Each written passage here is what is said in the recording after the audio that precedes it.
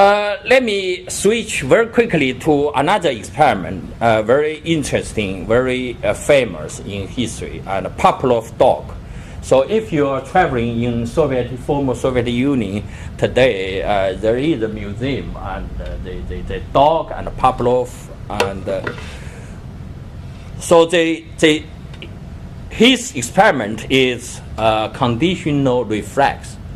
So very simple. If you serve food to a dog, the dog generates salivation to digest the food. Am I right? This is straightforward. This is instinct. So it's by birth, dog possesses such ability and respond to the food, like a baby respond to the milk. Yeah. So you no need to learn.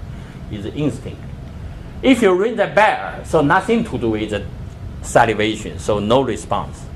So Pavlov, when he served the food to the dog, every time he rings the bell, gradually, after a certain period of learning, eventually you ring the bell only, and the dog responds by generating salivation. Very simple.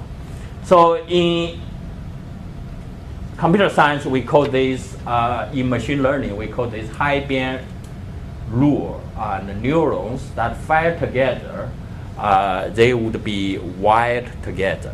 So that's why we give such a simple neural network to represent above learning Pavlov dog learning mechanism.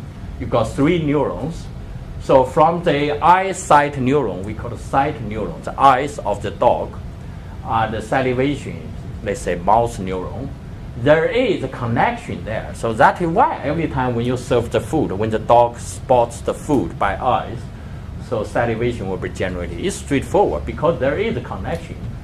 There is no connection from the ear, the sound neuron, to the mouth neuron, salivation neuron, because they are nothing to do with each other. So the bell ringing and the food digestion.